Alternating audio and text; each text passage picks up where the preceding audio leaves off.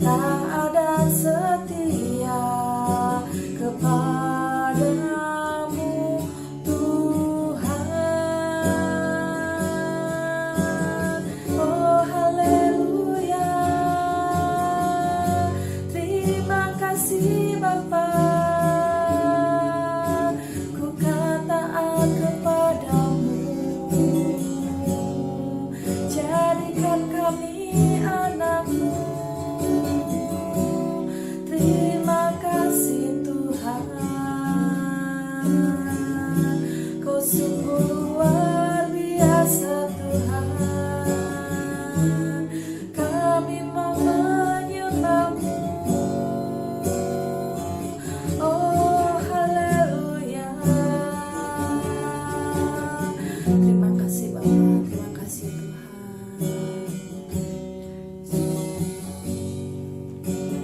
Harapanku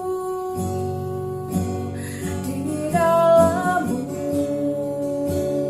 hanya Kau Yesus kuatku. Ku percaya, ku aman dalam-Mu.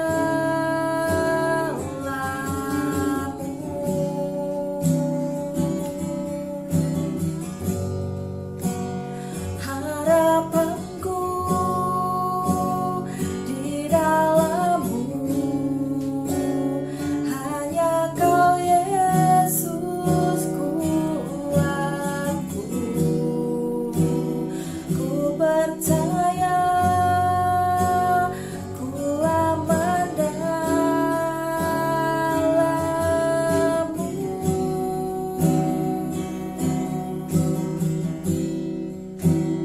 Harapanku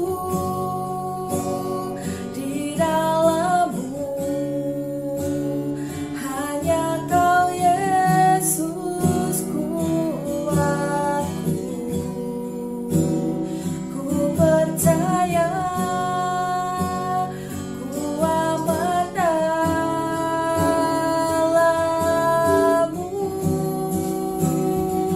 Harapanku, harapanku di dalam-Mu, hanya Kau Yesus kuatku. Ku percaya, ku aman dalam-Mu.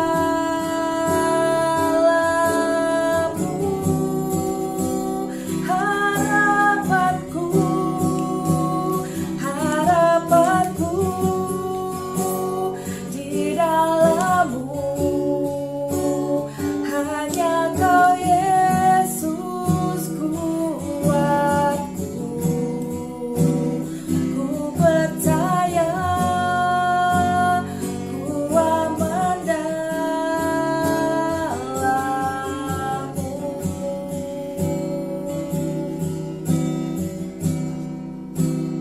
Ku percaya, ku aman dalam-Mu.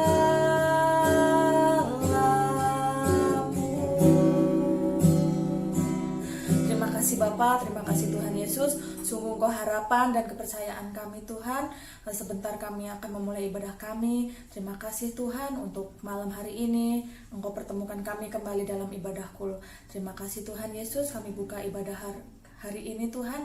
Terima kasih Bapa, haleluya, amin.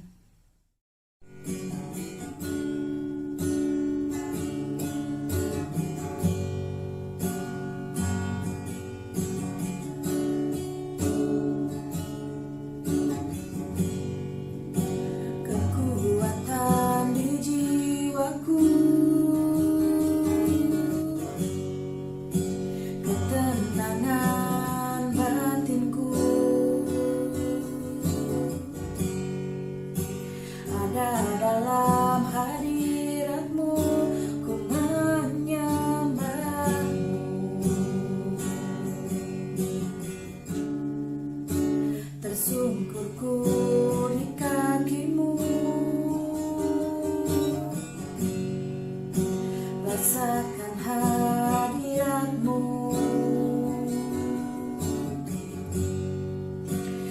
Takkan ku melepaskanmu, kau cahaya bagiku, mengiringmu seumur hidupku, masuk dalam rencanamu Bapa, pikiranku, kehendakku, ku serahkan padamu, harapanku hanya di dalam-Mu. Ku kan teguh bersama-Mu Tuhan, jadikan ku bejana-Mu untuk memuliakan-Mu.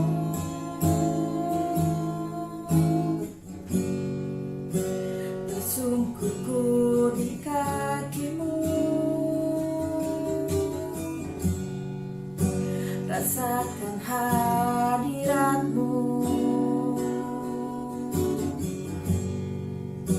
Takkan ku melepaskanmu, kau cahaya bagiku, mengiringmu seumur hidupku, masuk dalam rencana-Mu Bapa, pikiranku, kehendakku, ku serahkan padamu, harapanku hanya di dalam-Mu. Ku kan teguh bersama-Mu Tuhan, jadikan ku bejana-Mu untuk memuliakan-Mu, mengiringmu seumur hidupku, masuk dalam rencana-Mu Bapa, pikiranku, kehendakku, ku serahkan padamu, harapanku hanya di dalam-Mu. Ku kan teguh bersama-Mu Tuhan, jadikan ku bejana-Mu untuk memuliakan-Mu. Terima kasih Tuhan,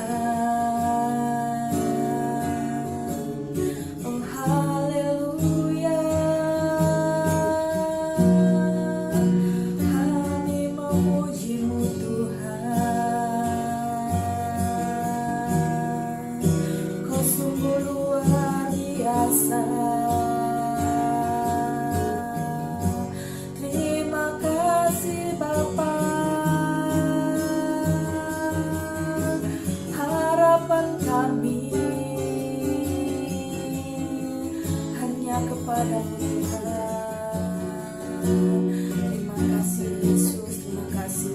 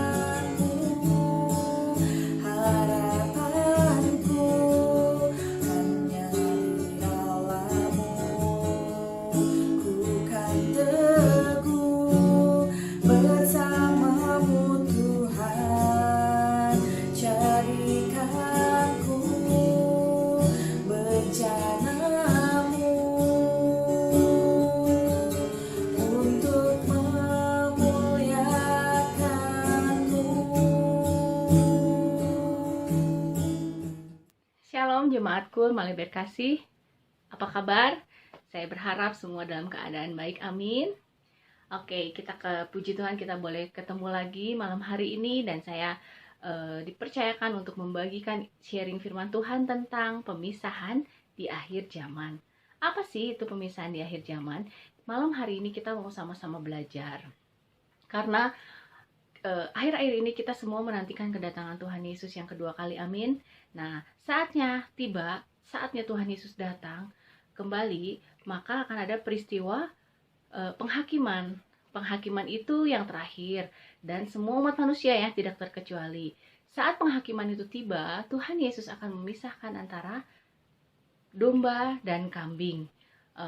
Jadi Alkitab juga malam hari ini akan menjabarkan apa sih itu perbedaan antara domba dan kambing. Ya, yuk saya bacakan dulu ayatnya. Matius 25 ayat 31 sampai 33. Di sini perikopnya tentang penghakiman terakhir. Saya bacakan ya. Apabila Anak Manusia datang dalam kemuliaannya dan semua malaikat bersama-sama dengan Dia, maka Ia akan bersemayam di atas takhta kemuliaannya. Lalu semua bangsa akan dikumpulkan di hadapannya, dan Ia akan memisahkan mereka seorang daripada seorang, sama seperti gembala memisahkan domba dan kambing. Ini yang perlu digarisbawahi ya, sama seperti gembala memisahkan domba dan kambing. Oke, saya lanjut ayat 33-nya. Dan Ia akan menempatkan domba-domba di sebelah kanannya dan kambing-kambing di sebelah kirinya. Jadi yang di sebelah kanan Allah Bapa itu domba, yang di sebelah kiri Allah Bapa itu kambing. Malam hari ini kita mau belajar apa sih yang membedakan dua golongan itu, domba dan kambing. Yang pertama adalah domba. Saya bacakan dulu ayatnya ya, di Matius 25 yang tadi terusannya tuh ya, ayat 34 sampai 40. 34 sampai 40. Dan raja itu akan berkata kepada mereka yang di sebelah kanannya, "Mari hai kamu yang diberkati oleh Bapakku, terimalah kerajaannya yang telah disediakan bagimu sejak dunia dijadikan. Sebab ketika aku lapar, kamu memberi aku makan. Ketika aku haus, kamu memberi aku minum. Ketika aku seorang asing, kamu memberi aku tumpangan." Ini ya, domba itu luar biasa ya, di ayat ke-35 ini. Ketika aku telanjang, kamu memberi aku pakaian. Ketika aku sakit, kamu melawat aku. Ketika aku di dalam penjara, kamu mengunjungi aku. Maka orang-orang benar itu akan menjawab dia, katanya, "Tuhan, bila mana kami melihat engkau lapar, dan kami memberi engkau makan, atau haus, dan kami memberi engkau minum? Bila mana kami melihat engkau sebagai orang asing, dan kami memberi engkau tumpangan, atau telanjang, dan kami memberi engkau pakaian? Bila mana kamu melihat engkau sakit, atau dalam penjara, dan kami mengunjungi engkau?" Dan raja itu akan menjawab mereka, "Aku berkata kepadamu, sesungguhnya segala sesuatu yang kamu lakukan untuk salah seorang dari saudaraku yang paling hina ini, kamu telah melakukannya untukku." Golongan yang pertama adalah domba. Domba itu akan duduk di sebelah kanan Allah Bapa. Berarti domba itu akan masuk surga. Mari kita sama-sama belajar malam ini supaya kita semua menjadi domba-dombanya Tuhan. Untuk menjadi domba-dombanya Tuhan itu kita harus memiliki pikiran yang sama seperti Kristus. Ayatnya ada di Filipi 2 ayat 5 ya, supaya jelas. Filipi 2 ayat 5 saya bacakan. "Hendaklah kamu dalam hidupmu bersama menaruh pikiran dan perasaan yang terdapat juga dalam Kristus Yesus." Jadi ini adalah yang harus dimiliki domba. Kita harus memiliki pola pikir yang sama seperti Kristus. Sehingga domba ini akan melakukan apa aja yang menjadi prioritas Tuhan. Dan prioritas Tuhan akhir-akhir ini adalah menjangkau jiwa-jiwa. Ya, akhir-akhir ini Tuhan Yesus mau kita fokus untuk jiwa-jiwa, mengembalakan jiwa-jiwa, menarik jiwa-jiwa yang benar-benar membutuhkan Tuhan. Bagaimana kita bisa menarik jiwa-jiwa itu? Poin yang pertama yang harus kita miliki adalah kita harus penuh dengan Roh Kudus. Kenapa kita harus penuh dengan Roh Kudus? Karena saat pada waktu mereka membutuhkan pertolongan kita, mereka haus dan lapar akan jawaban-jawaban doa. Saat kita peka, saat kita memiliki pikiran Roh Kudus, pikiran Kristus itu, kita akan mengetahui, oh ya, dia membutuhkan pertolongan kita. Mari kita rangkul. Saat kita ngobrol dengan dia juga, kita memberikan kata-kata yang bijaksana, kata-kata yang menyegarkan. Jadi saat mereka haus, mereka merasa disegarkan seperti minum dari aliran sungai itu ya. Jadi itu yang kita perlukan, hal yang pertama adalah dipenuhi dengan Roh Kudus. Terus miliki kepekaan yang Tuhan mau, itu kepekaan lebih lagi dan lebih lagi di dalam Roh Kudus. Poin yang kedua adalah kita harus penuh dengan firman Tuhan. Kenapa? Karena ini yang paling penting. Firman Tuhan dalam kehidupan kita tuh sebagai penuntun ya, sebagai penuntun di jalan-jalan yang benar. Jadi saat orang lain pun membutuhkan jawaban-jawaban doa, orang lain pun membutuhkan pertolongan Tuhan, kita bisa menyegarkan mereka melalui firman Tuhan. Ya, jadi kita sudah menghafal ayat-ayat yang tentang kalau orang-orang yang sakit, yang membutuhkan pertolongan, yang di dalam kesesakan, terus kita perkatakan janji-janji Tuhan dalam kehidupan kita, janji-janji Tuhan dalam kehidupan orang-orang yang membutuhkan, mereka semua akan merasa nyaman ya, mereka semua akan merasa kenyang ya, yang kelaparan itu akan merasa kenyang. Nah, yang ketiga yang harus kita punya apa? Itu sama seperti tema GBI kita tahun ini, yaitu kita harus hidup berintegritas. Apa itu berintegritas? Berintegritas itu adalah hidup kudus agar kita bisa menjadi saksi Kristus yang efektif ya. Jadi kita tuh benar-benar berintegritas, hidup sesuai dengan apa yang Tuhan mau ya. Berintegritas hidup bisa menjadi saksinya Kristus. Jadi jangan hidup kita tuh ya gini-gini aja gitu, tapi biarlah kita sama-sama boleh menjadi saksinya Kristus. Kadang kita nggak perlu bersaksi sampai berjam-jam atau bersaksi dengan hal-hal yang mungkin itu juga penting bersaksi, tapi orang lain akan melihat bukan dari kesaksian kita yang panjang-panjang atau apapun, tapi orang lain tuh paling bisa ngelihat kita dari hidup kita yang berdampak ya. Hidup kita yang boleh menjadi saksi. Ya, contoh yang paling sederhana aja ya. Bagaimana kehidupan kita dengan tetangga-tetangga kita. Apakah kita sudah ramah gitu ya kalau ketemu mereka, hanya dengan senyuman atau dengan ya kata-kata yang boleh membangkitkan mereka. Shalom, apa kabar? Oh, baik ya. Oke, Tuhan berkati ya gitu.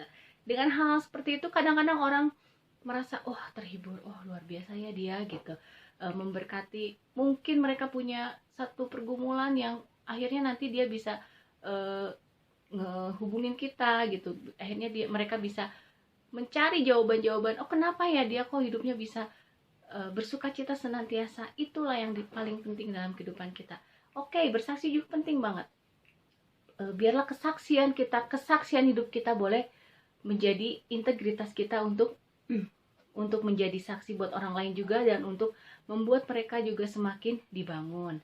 Itu poin yang ketiga. Yang keempat adalah mari kita memiliki belas kasihan untuk memperhatikan sekitar kita. Belas kasihan untuk mengunjungi orang yang sakit.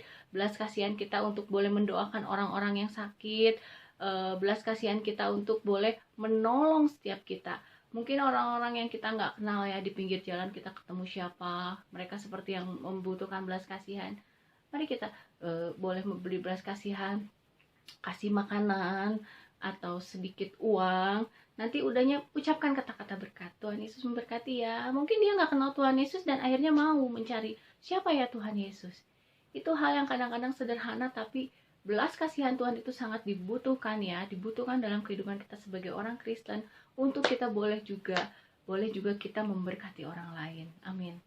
Itu poin yang keempat. Dan yang kelima, mari kita melakukan amanat agung agar bisa membawa banyak pertobatan jiwa sehingga keselamatan terjadi. Oke, ini yang poin yang terpenting yang tadi pertama juga dibahas, yaitu Tuhan Yesus mau kita melakukan apa?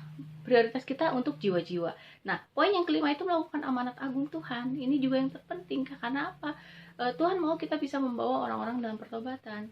Kalau kesaksian hidup kita nggak ada apa-apanya, Tuhan juga nggak, orang lain juga nggak akan ngelihat kita ya. Kalau kesaksian hidup kita, dia mah kerjanya cuma ngomongin orang, toh dia mah orangnya gitulah, nggak berdampak misalnya. Orang nggak akan lihat kita.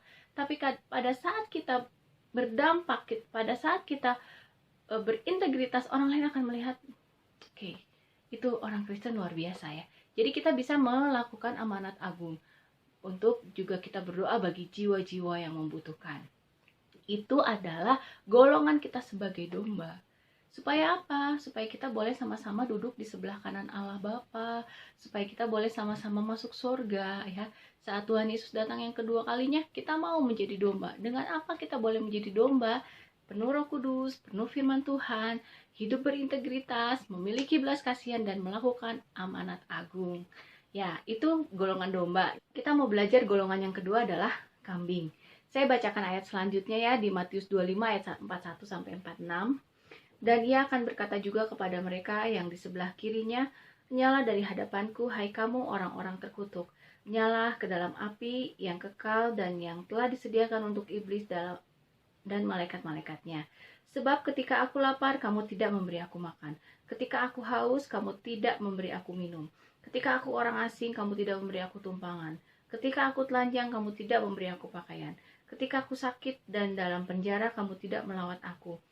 Lalu mereka pun akan menjawab dia, katanya, "Tuhan, bila manakah kami melihat kau lapar atau haus atau sebagai orang asing atau telanjang atau sakit atau dalam penjara dan kami tidak melayani engkau?" Maka ia menjawab mereka, "Aku berkata kepadamu, sesungguhnya segala sesuatu yang tidak kamu lakukan untuk salah seorang dari yang paling hina ini, kamu tidak melakukannya juga untuk aku. Dan mereka ini akan masuk ke dalam siksaan kekal terhadap orang benar, tetapi orang benar ke dalam hidup yang kekal ya, tetapi orang benar ke dalam hidup yang kekal." Oke. Di golongan yang kedua itu kambing. Yang jelas kambing itu ada di sebelah kiri Allah Bapa, masuk neraka karena mereka tidak berkenan kepada Allah. Di ayat sini jelas banget ya, golongan kambing itu ya, ketika ada yang lapar mereka nggak kasih makan, yang haus mereka nggak kasih minum ya. Jadi jelas banget gitu, kambing itu ya, ini golongan yang kedua ini jelas Tuhan akan mencampakkan mereka gitu ya, sehingga hidup orang sebagai golongan kambing itu nggak, sama sekali tidak melakukan apa yang menjadi kehendak Bapa. Sekalipun mungkin ya, sekalipun mereka orang Kristen, tapi bahkan melayani gitu ya, tapi kehidupan mereka tuh tidak mencerminkan kekristenan. Kehidupan mereka itu tidak melakukan kehendak Bapa. Nah, maka Tuhan tidak akan mengenal mereka ya. Jangan sampai kita ada di golongan kambing. Makanya malam ini kita mau sama-sama belajar dua golongan, perbandingan antara kambing dan domba dan kambing. Pasti kita sebagai orang Kristen, kita mau sama-sama menjadi domba-dombanya saat Tuhan Yesus datang kembali ya. Golongan domba itu akan menikmati hidup yang kekal bersama Tuhan. Kita memiliki hidup yang berintegritas, hidupnya ditunjuk untuk melakukan kehendak Tuhan ya. Terus jangan sampai kita menjadi golongan kambing yang menderita gitu, sampai kekekalannya tuh menderita gitu ya. Ya mungkin kita sama-sama udah mengetahui tentang golongan-golongan ini, tapi mari kita sama-sama belajar ya, jangan mengabaikan. Ya udah tau lah domba kambing, pemisahnya udah tahu ya, udah tahu, tapi kita masuk kelompok yang mana gitu.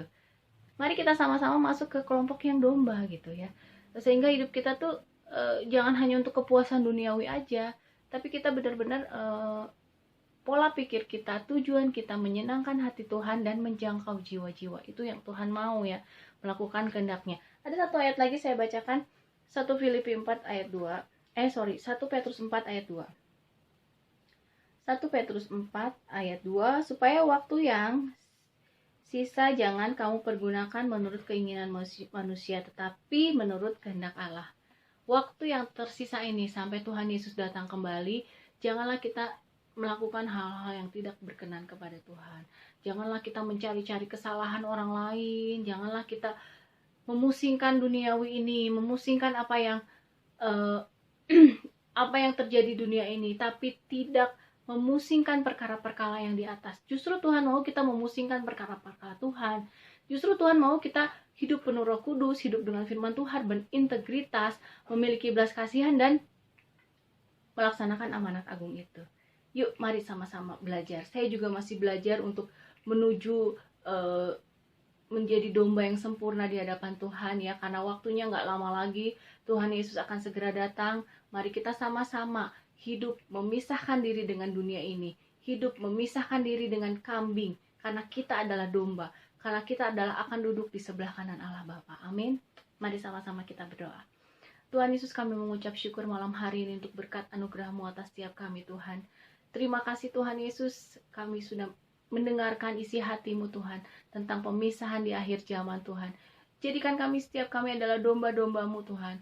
Terus Tuhan selidiki yang tersembunyi. Terus Tuhan ungkapkan jika kami memiliki setiap kesalahan-kesalahan, terus ungkapkan. Sehingga pada waktunya nanti Tuhan kami boleh senantiasa kudus dan berkenan di hadapan-Mu Tuhan. Kami adalah domba-domba-Mu Tuhan. Kami mau hidup penuh dengan Roh Kudus. Kami mau hidup dengan penuh firman Tuhan. Kami mau hidup penuh dengan berintegritas Tuhan. Kami juga mau hidup penuh dengan belas kasihan-Mu, dan kami juga mau hidup melaksanakan amanat agung-Mu di hari-hari yang terakhir ini. Terima kasih, urapi setiap kami Tuhan Yesus. Urapi kami Tuhan, biar tidak ada yang terlewat Tuhan. Kami semua akan diangkat Tuhan di awan-awan permai Tuhan saat kedatangan-Mu yang kedua. Terima kasih Tuhan Yesus, hanya di dalam nama-Mu kami sudah berdoa dan mengucap syukur. Amin. Terima kasih, Tuhan Yesus memberkati. Selamat malam Bapak Ibu, saudara-saudara dikasihi Tuhan Yesus Kristus. Mari kita akan sama-sama berdoa. Terima kasih Tuhan Yesus untuk hari ini Bapa. Kalau Tuhan yang sudah menyertai kami dalam kami memuji dan menyembah Tuhan, dalam kami mendengarkan firman Tuhan. Terima kasih Bapa, Kau yang memberkati hamba-Mu yang sudah menyampaikan firman-Mu Bapa. Semua isi hati-Mu Bapa, biar Tuhan setiap firman yang sudah kami dengar menjadi rema dalam seluruh kehidupan kami. Terima kasih Bapa untuk waktu ini kami boleh beribadah bersama-sama. Kalau kami boleh merasakan kasih-Mu yang luar biasa Bapa. Ketika kami boleh melihat, boleh merasakan bahwa suasana yang aman, tentram, di mana kami boleh beribadah Bapa meskipun dengan online Bapa. Terima kasih untuk kesehatan dari semua anggota Mari Berkasih ini Bapa, untuk kami selalu berdoa dan memuji Tuhan bersama-sama. Terima kasih Bapa, bila Tuhan kami berdoa buat bangsa dan negara kami ini Bapa, supaya kami boleh terluput dari bencana, dari virus COVID-19 dan apapun Tuhan. Dan kami yakin percaya Tuhan, semua Tuhan bencana ini sudah boleh berlalu Bapa dari negeri kami Bapa. Dan kami, semua bangsa kami, negara kami boleh memuji, menyembah Tuhan bersama-sama. Dan kami yakin percaya Bapa, nama-Mu yang dipermuliakan oleh semua bangsa negeri kami ini Bapa. Terima kasih Tuhan Yesus untuk ketentraman. Kami serahkan Tuhan dari semua yang pengurus negara kami ini Bapa, dari Presiden dan Wakil Presiden dan semua Pramenteri dan semua keamanan, polisi dan ABRI Tuhan yang Kau berkati Bapa, biar kami boleh merasakan keamanan, ketentraman di bangsa dan negara kami ini Bapa. Kau yang memberkati semua Tuhan dari pejabat-pejabat negeri kami Bapa. Terima kasih Tuhan Yesus, kami ucap syukur untuk kami boleh merasakan di negara kami ini Bapa, kami boleh merasakan keamanan, ketentraman daripada Tuhan. Terima kasih Tuhan Yesus, kami berdoa juga Tuhan untuk seluruh anggota Mari Berkasih. Tuhan yang berikan kesehatan, kekuatan, Kau yang Kau cukupkan segala kebutuhan kami Bapa. Kau yang akan memberkati setiap pekerjaan dan usaha kami. Kau yang memberkati kesehatan, kekuatan kepada kami semuanya Bapa. Kami bersyukur Tuhan, kami serahkan seluruh anggota Mari Berkasih semuanya Tuhan, sehat-sehat semuanya Bapa. Dan kami yang percaya, kami boleh merasakan kasih-Mu yang luar biasa. Terima kasih Tuhan Yesus, terima kasih Bapa. Kami mengucap syukur untuk hari ini, kami boleh bersekutu bersama-sama. Terima kasih Bapa untuk semua yang sudah melayani hari ini Bapa. Tuhan yang memberkati kami semuanya Bapa. Terima kasih Roh Kudus, kami mengucap syukur untuk setiap doa-doa kami hanya dalam nama Yesus Kristus. Haleluya. Tuhan Yesus, terima kasih buat malam hari ini, di mana kami boleh dikuatkan Tuhan. Buat firman-Mu, buat pujian penyembahan dan doa yang kami naikkan malam hari ini. Dan biarlah semuanya boleh berkenan di hadapan Kau Tuhan. Itu semua kami lakukan bukan karena kuat gagap, gagah perkasa kami Tuhan, tapi semuanya karena kasih dan anugerah-Mu. Oleh karena itu Tuhan, kami kembalikan segala puji, syukur, hormat, kemuliaan hanya bagi Engkau saja, sebab Engkau saja yang layak menerima. Tuhan, biarlah Kau memberkati setiap anak-anak-Mu Tuhan, aktivitasnya sepekan akan datang Tuhan, Kau berkati, buat mereka berhasil, karena tangan Tuhan yang terus menyertai mereka dalam kehidupannya sehari-hari. Tuntun mereka Tuhan, sehingga mereka boleh menikmati kasih, kemurahan, dan kemuliaan Tuhan dinyatakan dalam kehidupannya Tuhan. Tuhan Yesus, biar sebentar anak-anak akan berpisah dengan satu yang lain Tuhan, Kau berkati Tuhan. Kami percaya Tuhan, sebelum kami berpisah, Kau telah menjadikan berkat bagi kami. Oleh karena itu Tuhan, kami akan membuka hati kami dan mengangkat tangan kami untuk menerima berkat yang daripada Engkau Tuhan. Saudara-saudaraku, pulanglah dengan membawa berkat yang berlimpah-limpah daripada Allah Bapa, melalui kasih karunia daripada Tuhan Yesus Kristus, pertolongan, penghiburan, pembelaan, dan penyertaan daripada Roh Kudus boleh ada pada kita mulai saat ini sampai Tuhan datang menjemput kita dalam permainan, bahkan sampai selama-lamanya. Siapa yang percaya dan sudah menerimanya katakan amin. Selamat malam, Tuhan Yesus memberkati kita semua. Amin.